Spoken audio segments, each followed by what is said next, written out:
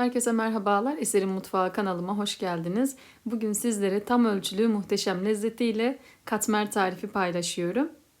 Kat kat tel tel ayrılan nefis bir dokusu var. Çay saatleri ve sahur vakitleri için muhteşem gidecek bir tarif. Dilerseniz hemen tarifimizin yapımına başlayalım. Yoğurma kabımın içerisine 2 su bardağı ılık su ilave ediyorum. Ve üzerine 1 yemek kaşığı şeker, 1 tatlı kaşığı tuz ekliyorum ve karıştırıyorum.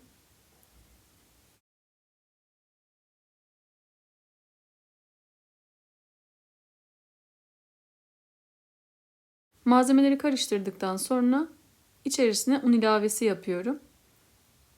Unun yarısını ilave ettikten sonra spatula ile karıştırıyorum. Toplamda bu tarif için 4,5 su bardağı un kullandım. Un miktarı markaya göre değişiklik gösterebilir. O yüzden dikkatli şekilde ekleyelim. Unun tamamını ekledikten sonra spatula ile şöyle bir toparlıyorum ve spatulayı çıkarıp elle yoğurma işlemine geçiyorum. Hamurumuz homojen bir kıvam alana kadar 2-3 dakika boyunca yoğuruyorum.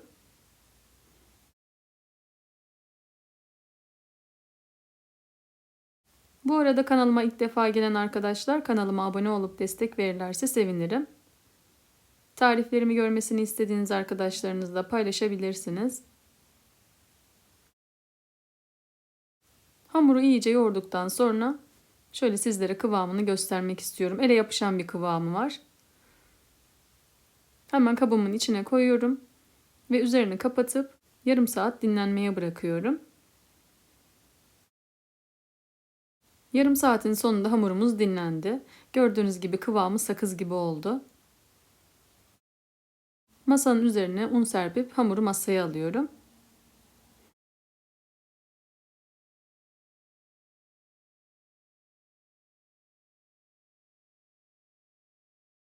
Ve hamuru şöyle bir toparlayıp daha sonra da bezeleri ayırmaya başlıyorum.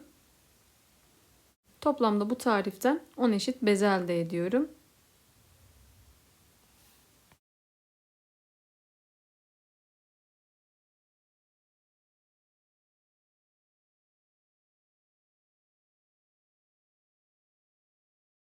Hamurların tamamını elimle yuvarlayıp beze haline getiriyorum.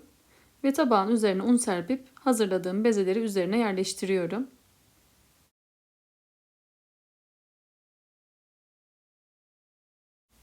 Tüm tariflerim gibi bu tarifimde de kullanmış olduğum malzeme listesi açıklama bölümünde bulunmakta. Kaçıran arkadaşlarımız videonun altındaki açıklama bölümünden ulaşabilirler.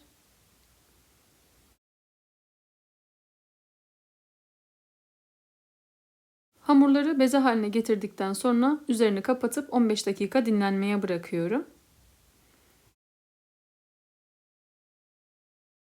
15 dakikanın sonunda hamurlarımız yumuşadı. Hemen bir tanesini alıp açma işlemine başlıyorum. Geri kalan hamurların da üzerine örtelim ki herhangi bir kabuk bağlama olmasın. Bezeler küçük olduğu için açabildiğim kadar açıyorum ve büyük bir hamur elde ediyorum.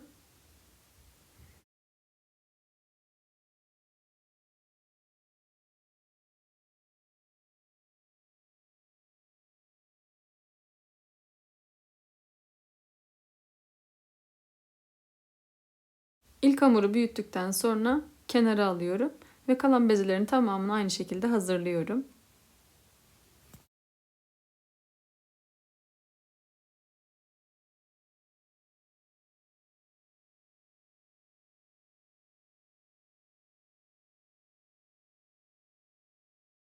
Son hamuru da açtıktan sonra üzerine eritmiş olduğum tereyağını gezdiriyorum. Daha sonra her tarafına gelecek şekilde sürüyorum.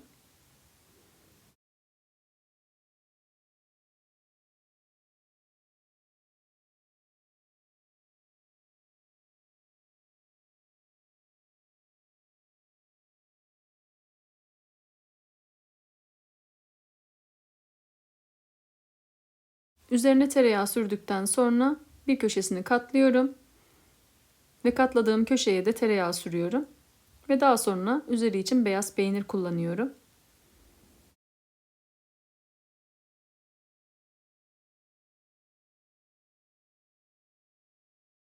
Peyniri de düzelttikten sonra üzerine diğer katı kapatıyorum.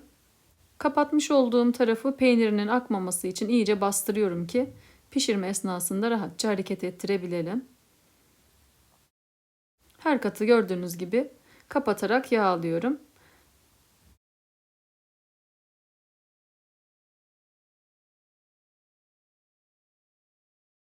Katmerimize son şeklini verdikten sonra elimle büyütüyorum. Siz isterseniz katmeri sade de yapabilirsiniz. Ben katmerlerin yarısını sade, yarısını da peynirli olarak hazırlıyorum.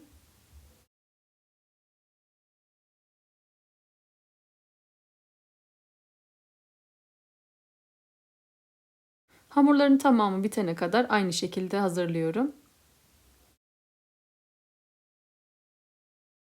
Yağını her tarafına gelecek şekilde sürelim ki katmerimiz piştikten sonra kat kat ayrılsın.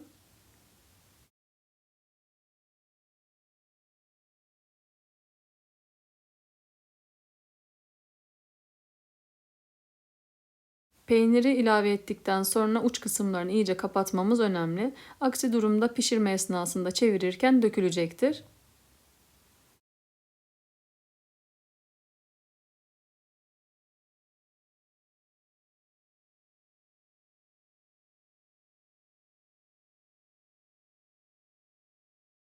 Son katmere şekil verdikten sonra artık pişirme aşamasına geçiyorum.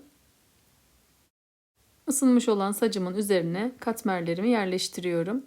Siz isterseniz bu tarifi tavanın üzerinde de yapabilirsiniz. Ben sacım olduğu için sacın üzerinde yapıyorum. Bazı zamanlarda hızlı olması açısından tavanın içerisinde de pişiriyorum. Pembeleşen kısımları çeviriyorum ve üzerine tekrardan yağ sürüyorum.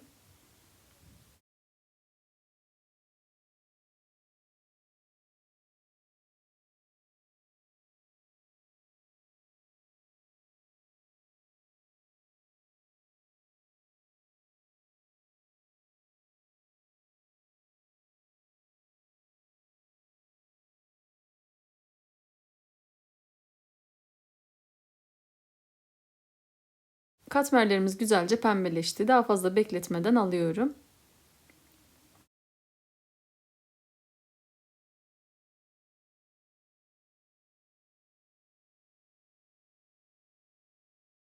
Katmerlerin tamamı bitene kadar aynı şekilde pişiriyorum. Gördüğünüz gibi katmerlerimiz hazır. Tadı muhteşem oldu.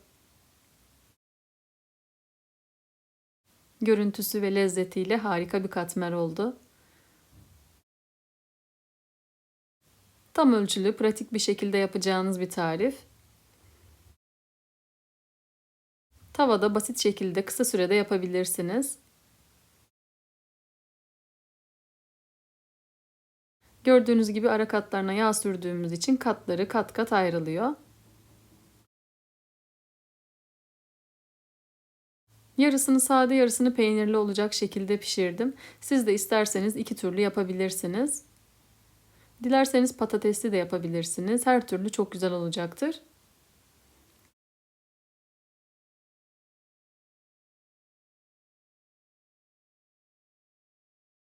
Bugünlük de bir tarifin daha sonuna geldim. Umarım çok beğendiğiniz bir lezzet olmuştur. Deneyecek olan arkadaşlar yorumlar kısmında düşüncelerini benimle paylaşabilirler. Deneyecek olan herkese şimdiden afiyet olsun. Tarifimi beğendiyseniz beğenmeyi, kanalıma hala abone değilseniz abone olmayı unutmayın lütfen. Tariflerimi görmesini istediğiniz arkadaşlarınızla paylaşabilirsiniz. Bildirim zilini aktifleştirerek paylaşımlarımdan anında haberdar olabilirsiniz. Farklı ve lezzetli tariflerde görüşmek üzere. Kendinize iyi bakın. Hoşça kalın.